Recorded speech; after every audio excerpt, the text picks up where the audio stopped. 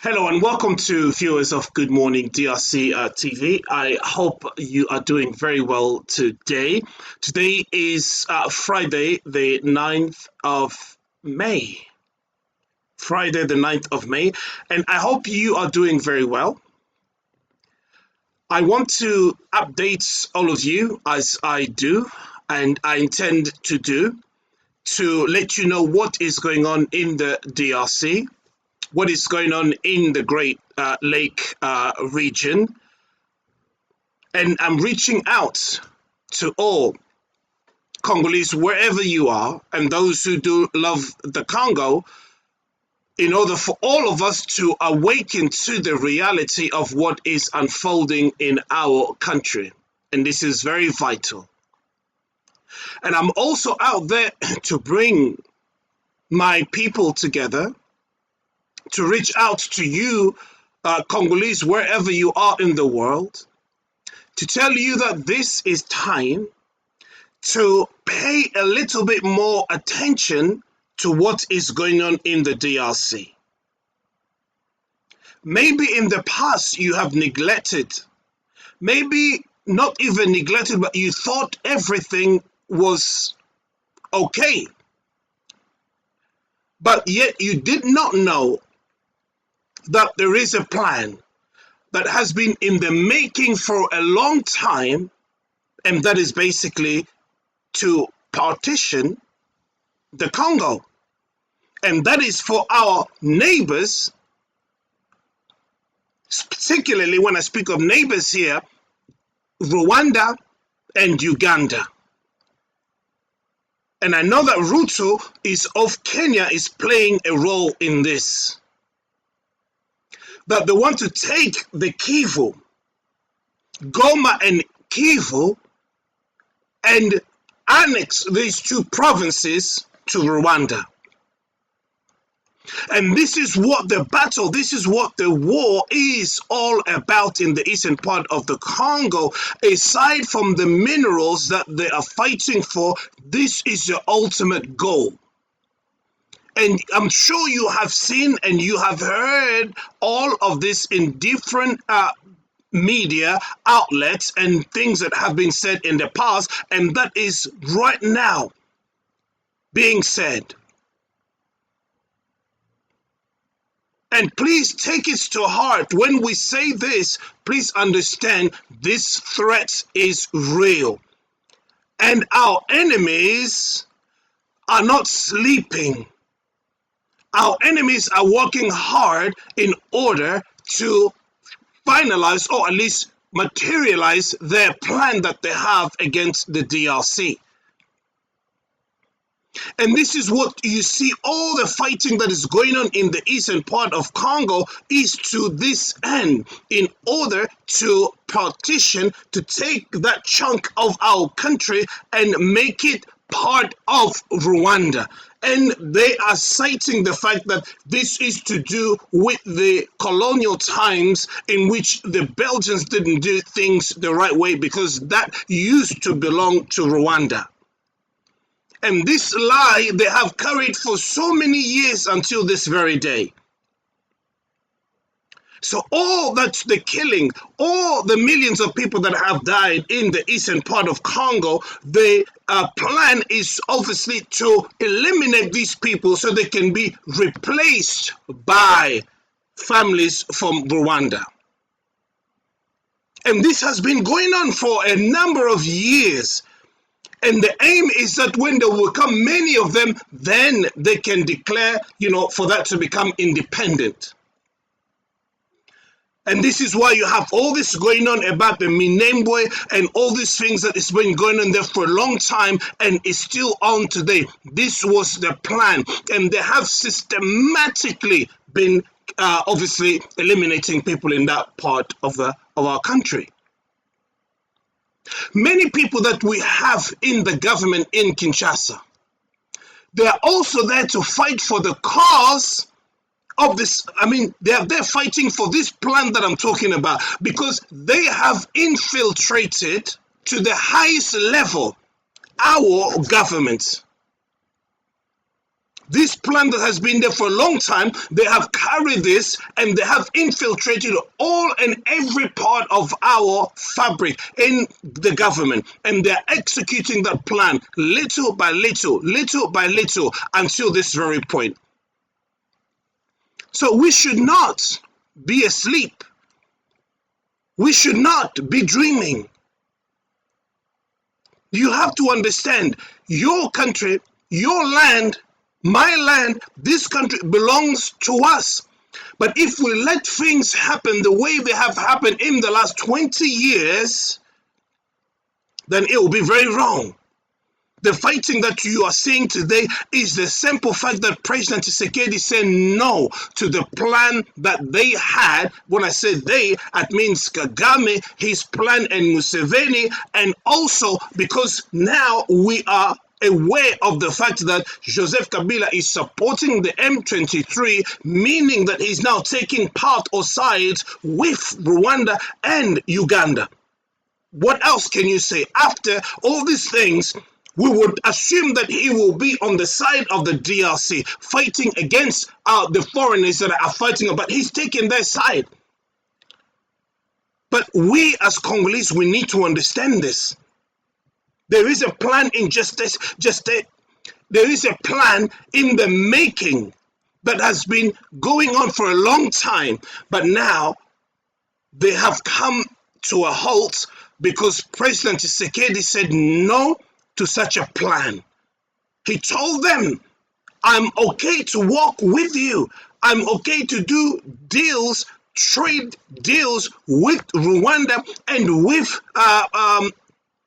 Uganda and basically practically all the neighboring countries. He said, we're okay to do these trade deals and work and do have this mutual respect for each other and work as the international dictator will have us to do it. But as far as your plan to have some of our land and territory, no. And this is the whole problem. And you cannot also continue to be looting our natural minerals or resources the way you have done. And this is what you are seeing today is a result of that. So what am I asking you to do? I'm asking all of my brothers and sisters, wherever you are, to understand the grave situation that we're in as a country, as a people. We have to understand that if we don't do something, if we carry on behaving the way we have been doing for the last 60 years, then we don't know what our children will face in the years to come. Congo is such an important country. The nations of the world, they have their eyes on the DRC. They know what we have. They know what we possess. They know what they're looking for. As far as they're concerned, they will rather get rid of us, we Congolese. They will rather get rid of us and them having access to all that we have. That is the prayer of many, to get rid of us so that they can have our land. But will you accept such a thing to happen? But the way we can be in our own country, but yet we are slaves. If they succeed in what they are doing, it means we will become slaves in our own country. They will put someone in government, they will put someone in power who will only follow the dictate of Kagame and those who are with him. There are people, imperialists behind Kagame, and there are those who are using him in order to have access to our minerals and all that we have. And we need to be aware of this.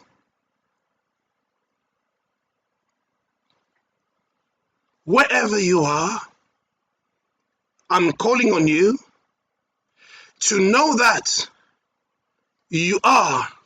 If you've never been proud to be Congolese, I'm asking you to rethink. Rethink again, because for some reason, some of you, maybe you've gone, I don't know, wherever in the world, then you don't want to associate yourself with your country anymore. For you, the Congo is like, oh, I don't want anything to do with that. I've got a dual nationality, I've got this and I've got that, and the Congo is, oh, that country. Listen, brother, listen, sister, wherever you are, one day you will know how important the Congo is for you. Things are changing in the world. The world is changing. The environment is changing. Your country is vital. The countries where you live, they come here in order to take what they take to make their country great. That's what you need to understand. The Congo is feeding many industries around the world because of what we have. Yet people are living here to go elsewhere. People are forgetting that this is a country that is in a way feeding the industries of the world. When you understand how important this country is, you begin to pay a little bit more attention as to what is going on here, our leaders, what is going on in our society. Then we begin to fight so we can have good leaders who will actually help elevate, or at least help the country to reach a place where we can take care of our people. Do you actually care what happens here in the Congo? If you don't, then I'm asking you to start doing that. I'm asking you to consider giving attention to what, or paying attention to what is going on here. You can influence things from where you are. Many of you who are living outside the country, you do send money to the DRC every now and then. You are sending money to support the families here. You are sending money to pay for the schools. You're sending money to pay for their rent. You're spending money to pay for hospital bills. You send money here every month. Money is coming here. But yet you should care what is going on here in this country. So it means you can actually influence what is going on in the DRC right now. What kind of leaders do we have? Do we just let them get away with what they're doing? Now, if this country is under this conflict, is the threat that is coming from our neighbors, I mean, there is so much you can do from where you are. But it all begins with you, first of all, understanding and loving your country. Maybe you have already given up. I'm asking you, please don't give up. Don't give up. This country of yours has tremendous potential. Yes, I know. People have said this, you've heard this, but it has tremendous potential, but it needs people like you. It needs people like you who have gone out. You have learned so much. You have great ideas. Not only great ideas, but you have the energy. You have the potential. You can do something for the DRC. One of the things you can do is by getting involved in what is going on here, understanding that the eastern part of Congo is under threat. What they are planning to do is to partition, to take Bukavu, Goma, Ituri, and the eastern part, and to basically give that to Rwanda. Because they are saying that this used to belong to them. What a lie. And this lie, they're feeding this throughout the years. They have been feeding the West and many people about this. What is the conflict that Rwanda has with Belgium today? You should understand why. But I'm calling on you. I'm letting you know we have a problem that we need to address. I don't know what you do, where you are, but wherever you are, be aware. If you hear anything to do with the Congo, don't say this is their problem. Please get involved, whatever you can do. But I'm bringing to your awareness the fact that the conflict going on is for the sovereignty of our nation.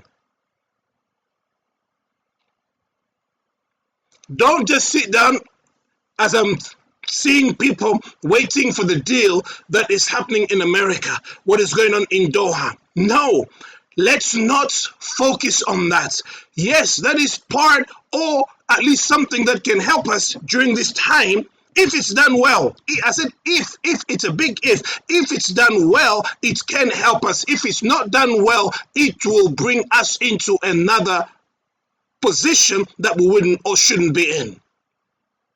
This is very, very important for all my brothers and sisters out there. Understand that it will take you, it will take me, it will take your children, it will take my children to stand and to defend this nation of ours. We need to rebuild our nation. We need to rebuild our country. And the way we start doing this first is, first of all, becoming aware of what is going on. Are you aware of what is going on in the DRC? Are you aware that the Eastern part is under threat? Are you aware that the M23 is actually killing? Are you aware that the AFC is actually doing damage? If you are aware, then what's the next thing? What are you doing? Are you raising your voice to say something about this? Or do you just think that, oh, you know, I've had enough of those problems, I'm here and I'm okay where I am? Please don't, if that's your attitude. I said, I informed many of you yesterday what is going on, what France is doing, such an evil plan, such a bad situation that France is in at the moment in supporting Paul Kagame, in supporting what is going on in the eastern part of Congo, because they have their interest in the Lake Albert in order to get their hands on the oil that is there.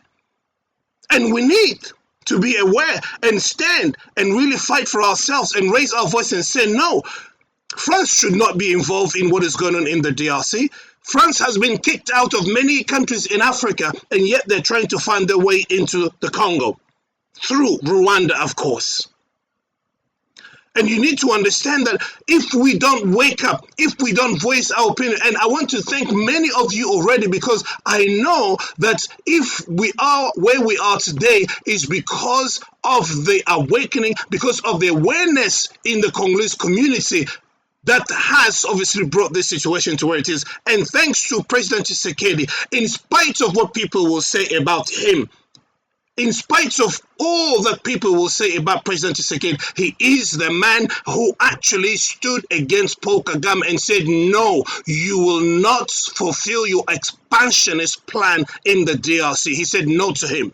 And for me, like I said, if his mission, if he only came to do this, then bravo, he's done his job. But we need to bring it to an end where we get to a place where it is all clear that our sovereign integrity is preserved. The territorial integrity is preserved. If that's all he came to do, that's fine. People can blame him. He didn't succeed in this. He didn't get that one done. He didn't get this done. But if, like I said, he achieves this mission, then good thing. That's a good thing. Because people, you know, 20 years of Kabila being in power, no one stood up against Kagame. No one told him, no, you can't be doing this. You can't be the man that the Congo should go to in order to appoint a military personnel here. They can come and get permission from you, or for you to agree, all your blessings. You know, the finances of the Congo should be going there to Rwanda. I mean, what is this? All the agreement that they've had, the agreement of March 23. You know, do you know? One day I will read that agreement, so you can understand what actually has been said. And this is what they're asking the Congo to do. To do what? To give up your right, your sovereignty to foreigners. To give up your sovereignty. No. You don't do that. You just don't do it. I'll finish here today. I'm encouraging you, wherever you are, my brothers and sisters. We have the Congo. It is our country. We must fight for it. We must defend it. We must use our voices. We must do what we can do in order to protect our country. What a great country. And wherever you are in the world, if you've never been to the Congo, I'm inviting you to come. Come and visit. Come and see how your country is at the moment. But you'll be surprised if it's been a long time since you've been here, because you will understand that the investment that is being, those who have the economy today, unfortunately, they are not Congolese. Many of you will be surprised. If you can do something, if you can invest in the Congo, please do come. If you can invest in the Congo, do come. It's a great country. While the Congolese are living, moving away, going to immigrate elsewhere, there are only other people who are coming and they are buying land and they are building businesses. It's unbelievable if you come and see what's going on here. Anyways, if you haven't been here, if it's been a long time, then do come. The matters of Congo concerns you and your children's children.